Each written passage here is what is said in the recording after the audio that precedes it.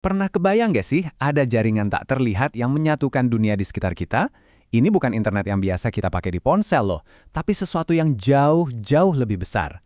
Hari ini, kita bakal bongkar rahasia di balik cara dunia menghubungkan miliaran perangkat, mulai dari meteran air di bawah tanah sampai sapi di padang rumput. Oke, coba deh bayangin Anda jadi wali kota. Tugas Anda harus bisa baca data dari setiap meteran air setiap hari. Bukan cuma di 1-2 blok, tapi di seluruh penjuru kota. Ada puluhan ribu meteran. Gimana caranya menghubungkan semua itu tanpa harus ada orang yang ngecek satu-satu? Dan tentunya dengan biaya yang masuk akal. Eits, tapi tunggu dulu, tantangannya nambah. Anda nggak boleh pakai Wi-Fi karena itu boros banget baterainya, dan setiap perangkat itu harus bisa nyala terus selama 10 tahun penuh hanya dengan satu baterai kecil. Kedengarannya mustahil kan? Nah, disinilah kita butuh semacam pahlawan super di dunia teknologi. Nah, masalahnya tuh gini. Kebanyakan perangkat di Internet of Things ini kerjanya cuma kayak ngirim pesan singkat. Contohnya, sensor kelembapan tanah. Dia cuma perlu berbisik, aku haus nih, sekali sehari.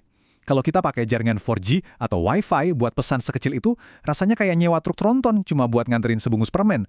Boros banget dan gak efisien sama sekali. Jadi kalau truk tronton itu terlalu besar, kita butuh apa dong? Mungkin sepeda kurir yang lincah dan super irit. Nah, di dunia konektivitas nirkabel, sepeda kurir ini namanya LoRa. Ini adalah sinyal radio yang memang diciptakan khusus buat nganterin permen, mengirim pesan-pesan super kecil dari miliaran perangkat. Jadi, LoRa itu apa sih sebenarnya? Anggap aja LoRa itu jalan rayanya. Ini adalah lapisan paling dasar, pondasinya, yang bikin data bisa jalan dari satu tempat ke tempat lain. Mirip kayak kabel Ethernet yang nyambungin komputer ke router, LoRa itu ibarat kabel tak terlihat yang ngehubungin semua perangkat IoT. Nah, ini yang bikin LoRa jadi istimewa. Dia punya beberapa kekuatan super. Salah satunya, dia jago banget teriak ngelewatin keramaian. Maksudnya, dia pakai teknik canggih yang bikin sinyalnya tetap terdengar jelas, meskipun di sekitarnya banyak gangguan sinyal radio lain. Ditambah lagi konsumsi dayanya yang irit banget dan jangkauannya yang luar biasa, ini benar-benar teknologi yang mengubah permainan. Coba, bayangin deh, 10 tahun, Anda pasang satu sensor di tengah sawah atau di dalam meteran air di bawah jalan, terus Anda tinggalin aja. Nggak perlu diapa-apain lagi selama 1 dekade penuh. Nggak ada ganti baterai, nggak ada perawatan. Nah, seefisien itulah kekuatan LoRa. Dan kekuatan super berikutnya, jangkauannya dong. Kita bukan ngomongin jangkauan Wi-Fi yang kadang-kadang cuma nyampe dapur ya. Sinyal LoRa itu bisa sampai 20 km. Jarak segitu cukup buat mengcover satu kota kecil hanya dari satu menara. Inilah yang memungkinkan adanya kota pintar dan pertanian presisi. Oke, jadi kita udah punya jalan rayanya, yaitu LoRa. Tapi kan jalan raya aja nggak cukup, betul. Kita juga butuh rambu lalu lintas, alamat, dan aturan main supaya semua kendaraan data ini sampai ke tujuan dengan aman. Nah, disinilah LoRaWAN berperan. Nah, di sini kelihatan jelas banget bedanya. LoRa itu lapisan fisiknya, ada di paling bawah, dia itu jalan rayanya. Kalau LoRaWAN, itu lapisan jaringan di atasnya, dia itu aturan lalu lintasnya. Anda nggak bisa punya yang satu tanpa yang lainnya kalau mau membangun jaringan yang beneran berfungsi. Biar makin nempel di kepala, kita pakai analogi lain. Anggap LoRa itu kayak kabel Ethernet tak terlihat yang nyambungin semua perangkat. Nah, LoRaWAN itu sistem alamat IP dan aturan-aturan lainnya yang memastikan setiap pesan sampai ke alamat yang benar, nggak nyasar. Dua-duanya ini satu paket, penting banget. Terus, gimana cara kerjanya di lapangan? Jaringan LoRaWAN ini pakai arsitektur yang pinter, namanya Star of Stars atau bintang dari bintang-bintang. Kedengarannya mungkin agak ribet ya, tapi ayo kita coba ikuti perjalanan satu paket data kecil untuk lihat betapa elegannya sistem ini. Perjalanan data dimulai dari sini. Pertama, sensor Anda ngirim pesan pakai sinyal LoRa. Kedua, beberapa gateway atau gerbang di sekitarnya bakal nangkep pesan itu dan nerusin ke internet. Ketiga, ada server jaringan yang pinter. Dia bakal ngumpulin semua pesan yang mungkin sama, ngebuang yang double, terus ngerapihin. Terakhir, data yang udah bersih dan siap pakai dikirim ke aplikasi Anda. Simple. Oke, cukup teorinya. Sekarang kita lihat gimana sih jaringan tak terlihat ini udah mulai mengubah dunia kita di kehidupan nyata.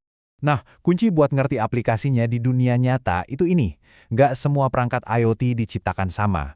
LoRaWAN dengan cerdas membaginya jadi 3 kelas. Intinya, ini semua soal pilihan. Anda lebih mentingin baterai yang super awet atau respons yang super cepat. Kelas A itu ibarat pelari maraton. Contohnya sensor kelembapan tanah tadi. Dia kirim data terus tidur lama banget buat hemat energi. Sebaliknya, kelas C itu kayak sprinter. Contohnya lampu pinter. Dia harus selalu bangun biar bisa langsung merespon perintah nyala mati. Makanya dia butuh colokan listrik. Nah, kelas B itu ada di tengah-tengahnya. Dan inilah hasilnya di dunia nyata. Peternak bisa tahu kalau sapinya sakit dari jarak jauh. Perusahaan listrik bisa baca meteran tanpa perlu kirim petugas ke tiap rumah. Perusahaan logistik bisa melacak kargo berharga mereka dimanapun di dunia. LoRaWAN ini bekerja diam-diam di belakang layar, membuat dunia kita jadi jauh lebih efisien. Tentu aja, LoRaWAN ini nggak main sendirian di lapangan. Ada juga pemain-pemain lain di dunia jaringan hemat daya ini. Yuk kita intip sedikit gimana perbandingannya dengan para pesaingnya. Pesaing pertamanya, Sigfox. Bedanya paling gampang gini. LoRaWAN itu kayak ngasih kita seperangkat kalat buat bangun jalan tol pribadi. Kalau Sigfox, jalan tolnya udah ada, kita tinggal bayar tiket buat lewat. Sigfox ini juga irit banget baterainya, tapi dia cuma bisa ngirit pesan yang super duper kecil. Pesaing kedua, NB-IoT. Coba bayangin spektrum radio itu kayak jalan raya lagi. LoRaWAN ini pakai jalur umum yang gratis buat siapa aja. Kalau NB-IoT, dia itu nyewa jalur pribadi dari operator seluler. Jalur pribadi ini jelas lebih aman dan teratur, tapi ya, konsekuensinya lebih mahal dan cenderung lebih boros baterai. Pada akhirnya, semuanya kembali ke tujuan awal. Seperti yang dikatakan di sini, LoRa itu bukan buat nyaingin Wi-Fi atau 5G. Dia ada buat dunia yang benar-benar berbeda. Dunia di mana jutaan sensor kecil hanya perlu berbisik sesekali, tapi harus bisa melakukannya selama bertahun-tahun tanpa henti. Jadi saya mau tinggalkan Anda dengan satu pertanyaan ini. Apa yang akan terjadi saat miliaran benda di sekitar kita mulai saling berbicara dalam bahasa sunyi ini? Dari tempat sampah yang ngasih tahu kapan dia penuh, sampai jembatan yang melaporkan sendiri kesehatannya. Kita ini sedang menyaksikan sebuah revolusi sunyi yang terjadi di frekuensi yang nggak bisa kita dengar. Tapi dampaknya akan mengubah cara kita hidup selamanya.